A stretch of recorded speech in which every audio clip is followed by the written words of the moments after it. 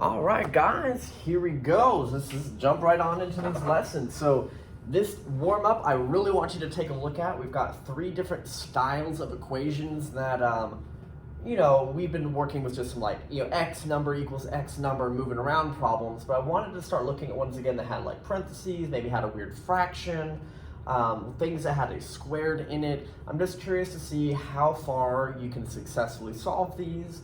And if there's things that you bump into. And of course, like all warm-ups, I'm asking you to try them for a reason. It means you do need to know how to do this, but I want you to just kind of take a stab at it and see how it goes. And then if you're not 100% sure on at least one of those, this is just another quick reminder about giving you a couple of points. It's either giving you the midpoint and asking for an endpoint, or it's giving you the endpoint and asking for the midpoint.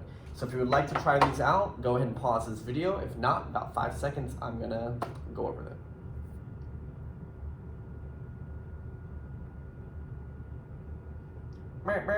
So one of the things on this first problem that usually throws kids off is this big over 2, right? So a lot of people will sit here and multiply this through and be like, okay, 4x plus 6, and then they sort of get to here. Now, there are a couple of different choices you could do, and I'm not saying that they're right or wrong, but there are some that are going to feel easier than others.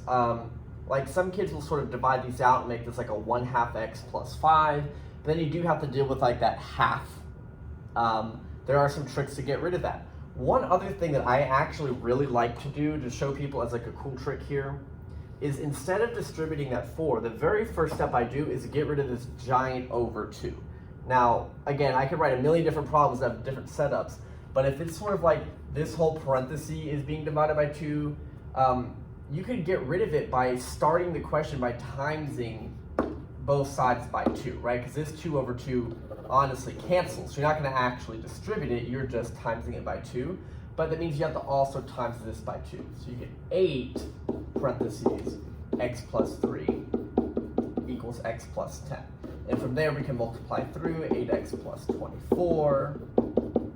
Subtract my x over is what? 7x. Subtract 24 over is negative 14. Divide both sides by 7 and get that x equals negative 2. Okay, if you were able to get x equals negative 2 doing a different process and you were very confident and comfortable with the steps that you chose, I would say it's probably fine. Because like I said, you can leave this as a 1/2 x plus 5, and then later in the problem you'll have to times by 2 or deal with the fraction math. Like I said, I think that little trick in the beginning is something that can help you if you were stuck, and just something to keep in mind.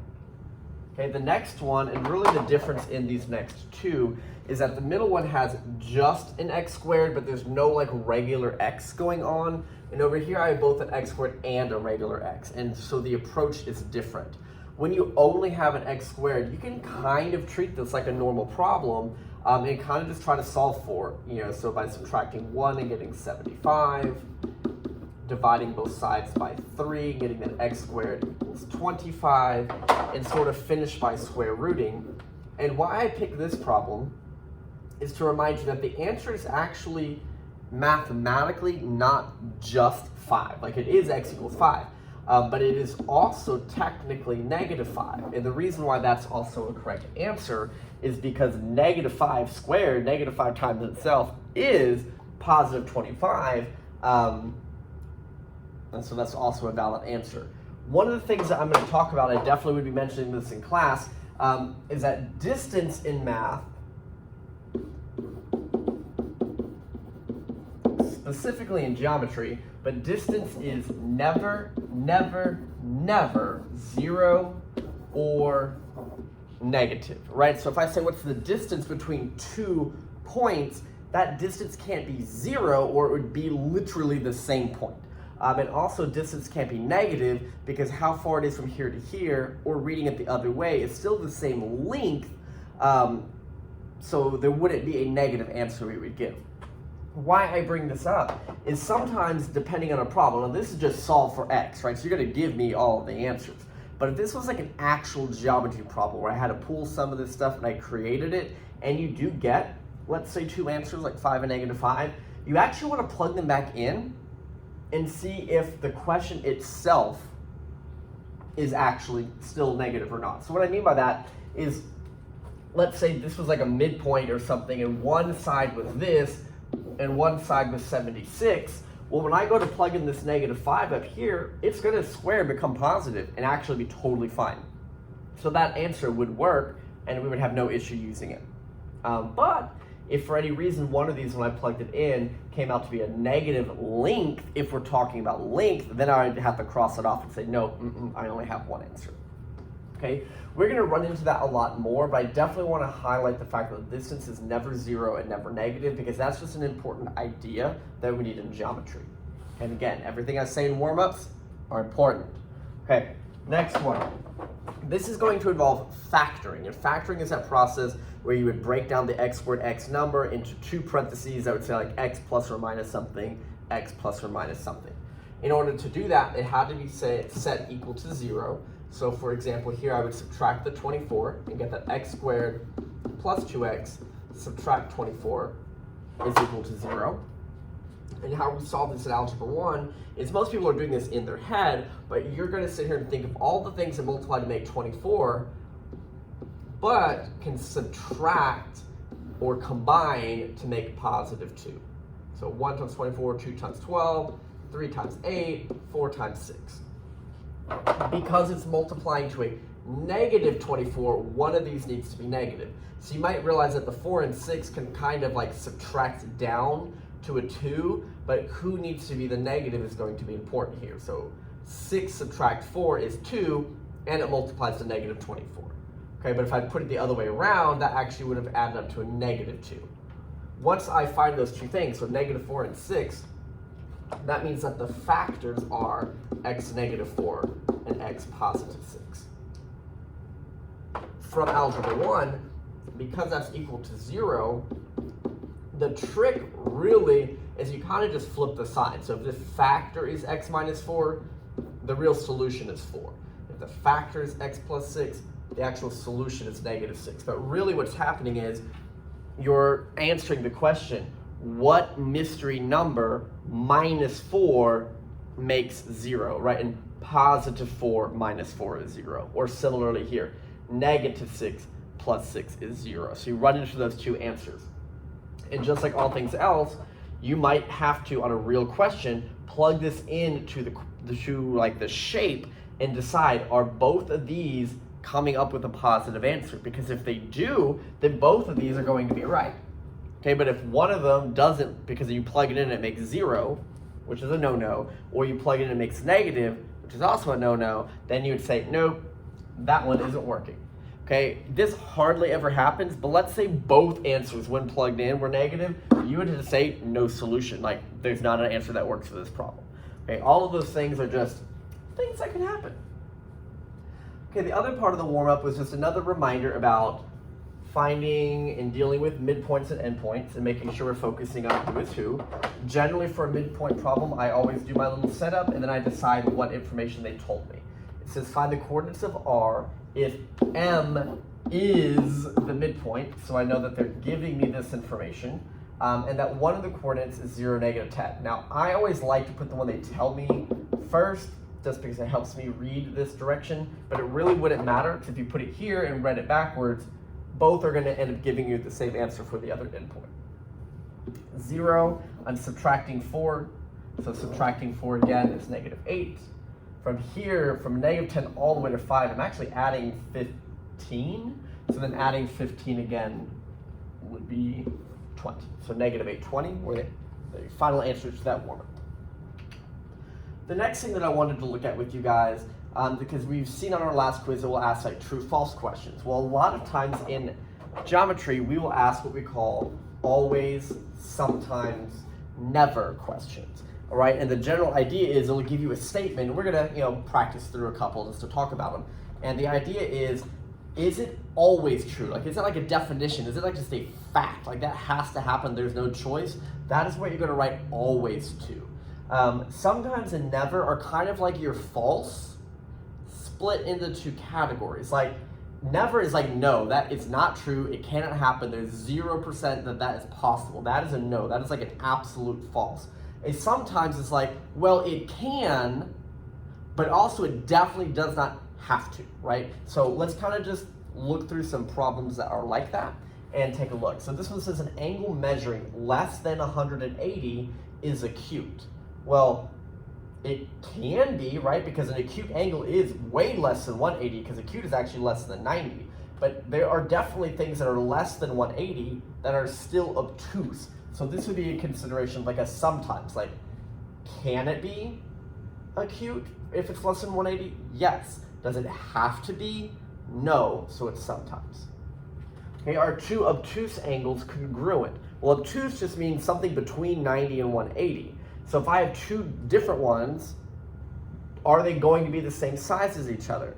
Well, not necessarily, right? But can they be? Yes. Do they have to be? No. So again, that's a sometimes. Here I have two planes, where planes are like giant infinite walls or giant sheets of paper that they intersect at only one point. Well, the problem is with two sheets of paper that when I go to try to intersect them, there is no way to just barely tap it like on the corner, because this sheet of paper, if it's a plane, it actually goes on for forever. So if this kept going for forever, anytime it bumps into another one, it's slicing it in a line. So if it is going to cross it, it's going to create it at a full line. It is impossible for it to only do it at one point, all right? So that's an example of never, because it just can't be done. It's always going to slice a full line. Here we have a line and a plane. So a plane, again, a sheet of paper, a line, think like a pencil. But there's lots of ways they can interact. Like this could like literally shoot across the top and be parallel and not cross it. But if it angles at all where it's going to hit, it's just going to stab through at just a single point. So here it says a line and a plane will intersect at exactly 2 points. Well, I know it can not cross at all. I know that it can touch by stabbing through 1 point, but there is no way, if this is a straight line that doesn't bend back around, there's no way that it could ever hit that in 2 places. So that would be a never. Okay, a line can be drawn through 2 points. That's kind of the definition of a line, that any 2 points can be a line through them. That's an always. That is a, like, so if I ask you, can a line be drawn through 2 points? Yes. That's the definition, right? Does it have to? I guess you could say, no, I don't have to, but can I always do that if I wanted to? Yes. Okay, to adjacent. Now this vocab word comes up in today's lesson. Adjacent just means next to. So like, if there's an angle and there's maybe like another angle, they share this vertex and share this side, we would call this angle, let's say 1, and this angle 2, adjacent, because they're next to each other. Now the way I drew them, they kind of look congruent. Doesn't have to be the case. Adjacent just means smack dab touching each other. So our two acute angles that are touching each other, are they going to make an obtuse angle? Well, can they? Let's see. If I take anything less than 90, in fact, let's use a pretty large but less than 90 angle. And then let's take another connecting to it angle that's less than 90. The combined angle is obtuse, so it is certainly possible. Does it have to make an obtuse? Well, if I take a very, very small acute and another very, very small acute, those together may still be acute. So that does not have to make an obtuse angle, but it can make an obtuse angle, therefore sometimes, right? So those are some of the little things I want you to kind of think about. When you get to a quiz and they ask you always, sometimes, never, that's sort of how I want you to embrace it. Now in class, after that conversation, I gave them these 6 to kind of look at. So if you want to pause the video, do that right now. Otherwise, I'm going to go ahead and talk about it. Okay, 4 points lie in the same plane. They can, they don't have to. Okay, 3 lines intersect at 1 point. I can think of an example where that's possible, but do they have to? No, they can be parallel, or maybe these 2 cross and these cross, and they're crossing at lots of places. At only 1 point, yes, it's possible, but it doesn't have to. Okay, 2 perpendicular lines intersect at 1 point. Perpendicular means they cross at a 90-degree angle. They are going to cross, and they're going to cross at 1 point. That isn't always, that's just going to happen. There's no way to have lines that are perpendicular that don't cross, because if they're not quite reaching each other, that means those are segments, because a full line will go on for forever and will hit the other one. Okay, the measure of an obtuse angle is greater than the measure of a right angle. Yes, that is literally the definition. An obtuse angle is larger than 90. A right angle is 90. Yes. Two planes intersect. They can. In fact, when they do, we've talked about that makes a line. But it's possible to have what they call parallel planes. Like think like a floor and a ceiling of a perfectly leveled house. It's possible that they don't, right? So this would be sometimes. And then two angles that are congruent share the same vertex, right? So I might have this angle and this angle that are the same size and shape, and they do share a vertex. That's definitely possible, but I can have an angle way over here and another angle way over there that both happen to be congruent. So this does not have to be the case, right? So again, those are just some things to think about. Next, we're going to talk about class with some definitions. So if any of this you want to write down, I'm basically bringing this up and just kind of talking about it real quick. The adjacent angles is what I just said, that they're ones that are next to each other, that are sharing a vertex and sharing one of those sides. Yeah, so that's just what that means. Two adjacent angles are considered a linear pair if they're non-common sides or opposite rays. Okay, that's a very formal definition. What a linear pair means is it's two angles that when you put them together make a perfectly straight 180 line, right? So an opposite ray creates a line, and that's sort of why they're referring to that in the vocabulary. They also are adjacent, meaning that they share this one, right? So we're talking about this angle here and this angle that shares a side when they make a line and they are touching each other and right next to each other. That is what's called a linear pair. And so what I mean by that is if I have this, maybe this small angle and then a much larger angle, and let's say this is 150 degrees, this is 30 degrees, and I know that they add up to 180, but if they are not physically touching next to, that's not called a linear pair. They would make a line if they were touching, but they're not touching, so they're not a pair that's creating a line. And that's what a linear pair is. Next thing is what's called vertical angles. Vertical angles essentially make an X, and they're across from each other. Now, the only thing you have to consider here is don't think of vertical as like must be up and down from each other. Like when I make this crisscross here, these two that I marked in red, those are vertical angles to each other, even though like they're kind of horizontally across from each other. It really just means they're across from each other. So when lines crisscross, these are vertical angles in red, and these are vertical angles in green. You'll notice I kind of have these little tick marks on them, like a single mark and a double mark. It's also completely appropriate, and you might see this a lot, that they will do something more like a single whoosh and then a double whoosh. That's the same meaning, but just a different notation. And both of those are things that do show up and are appropriate and that you're free to do. Okay, complementary and supplementary. These are vocab words that are supposed to be known coming into this class, but as a refresher, complementary is any two angles that add up to 90 degrees. So they must add up to 90. Whereas supplementary, they add up to 180. In both of these situations, they can be adjacent. They do not have to be. So if one is 60 and one is 30, they add up to 90. These are complementary whether they are adjacent or not. It's just they are allowed to be. Okay, supplementary add up to 180. We also mentioned just a second ago up here that a linear pair makes a line and is 180. So supplementary is any pair that add up to 180, whether they are adjacent or not. Okay, but if they are adjacent, this would also be considered a linear pair by definition, right? So if I said, hey, are supplementary angles going to be a linear pair? You would say sometimes, because they don't have to be touching. But what if I went around and said, hey, is a linear pair going to be supplementary? Well, now the answer to that is always, because a linear pair is two angles that make 180 that are next to each other. And supplementary just needs to be 180 when they add together, and that is already happening in the definition. So that's sort of the idea of that always, sometimes, never. It kind of depends which way we're thinking. If you don't remember, I know when I learned this in junior high, complementary and supplementary, I had a teacher say that for the C, you could draw a line and turn it into a 9 for the 90. And for the S, you can draw a line and make the 8 for the 180. So that's just maybe a silly way to remember that. If you don't know it, that would be something I kind of stick in my head. All right, so now here's some algebra-based questions that use the words supplementary and complementary. And I picked questions like these to talk about because they're sort of the most missed questions, right? I'm not going to waste your time going over the easy things that are going to show up on the homework. I'm going to talk about some of the weirder ones.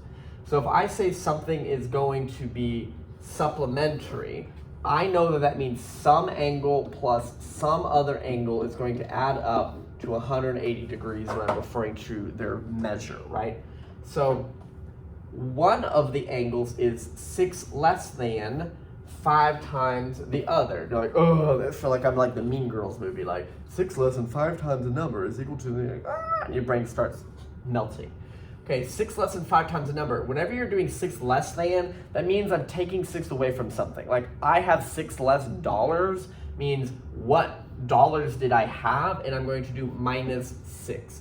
And what did I have? It was 5 times the other angle. So 5 times, we'll just call the other angle x. And so 5x minus 6 is the representation of one of those angles. But a lot of students have a bad habit. They read 6, they read the word less, and then they read 5 times a number, but this is not the same thing. And the big reason why is here the 6 is what's negative, here the 5x is what's negative. Those are different. So one of them is right, one of them is wrong. So I just wanted to point that out, that 6 less than 5 times the number will show up like this. Okay, here's the other part that people usually mess up. Some kids are so excited that they know 5x minus 6, and then they know supplementary means added up to 180, but they're gonna miss this question because all they did was took the one angle and set it equal to 180. It's 2 angles. So one of them is 5x minus 6, but I was using x to represent the other angle. So you actually have the one angle plus 5 times it take away 6. Those added together make 180. And we're going to see a second example like this with complementary, but I just want to kind of point that out because that's the tricky part. Combining like terms, that's 6x minus 6 equals 180. I can then start solving. Adding 6 to the other side is 186. 186 divided by 6, 6 goes into 18 3 times, 1. So I know that x is that one angle, so one of the angles is 31 degrees. What's the other one? Well, I can plug 31 into here, or I can know that they add up to 180, and so I can kind of subtract this from 180. So 180 minus 30 is 150, minus 1 more is 149. So what are the two measures? Here they are, 31 and 149. Okay, the next one, find the measure of 2 complementary. Okay, complementary is 90 degrees, so 2 angles together add up to make 90. And one of them we're just calling x. The other one is 6 less than 5 times the other. So 6 less than 5 times the other, right? I basically just pulled the same question, did it once complementary, once supplementary, but you get the idea. Combining like terms, 6x minus 6 equals 90. Plus 6 is 96. Divided by 6. Ew. I think I did that right. Yes. So 6 goes into 9 one time with 3 left over. 6 goes into 36 6 times. Yes. So 16 degrees is one of those angles.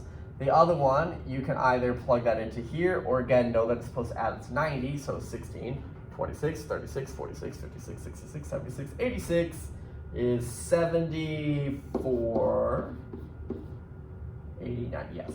So those are the degrees of the two angles, right? But again, most students will forget this part and they'll solve for x and have the wrong number, right? So that's the big key thing.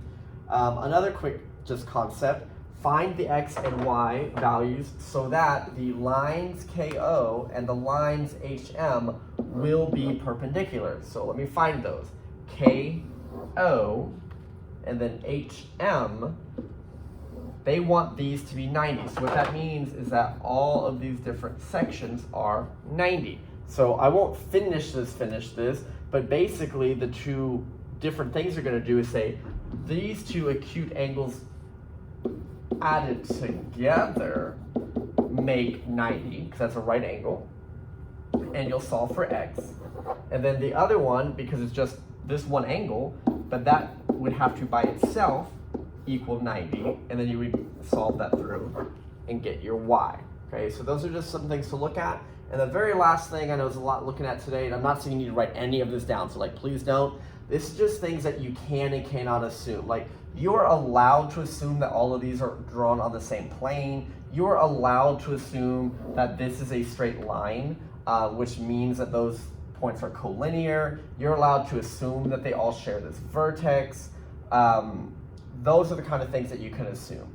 You are not allowed to assume that like this kind of looks the same size as this one. You cannot assume that they're congruent. You cannot assume that maybe that looks 90. Like, you cannot assume those things, right? That's just basically what it's talking about. Is these are not drawn to scale. Like, you might even solve the problem and this one is actually a smaller angle than this when you're done. And that's because it's not necessarily drawn to scale. So it just gives you some different things that you could assume and not assume, just in general when we look at pictures in class. Just know that they're not to scale. That's really the big idea. But you are allowed to assume straight lines, and you are allowed to assume connections and general placement from each other. Like, this K will be between J and L, like it's in between those two, but I don't know necessarily how or which one is closer to. All right, really that's it. Here is the homework assignment that's also on your calendar. There's the pages. A reminder that you actually have a quiz coming up on Monday. It's just going to kind of cover some of the same things from the last quiz as well as some new information from the last 2 days. And then again, that also means that next week we're going to need to have our chapter worksheet done, as well as our test is next week on Friday. Okay, that's it. You guys have a good one. Long video, I'm sorry.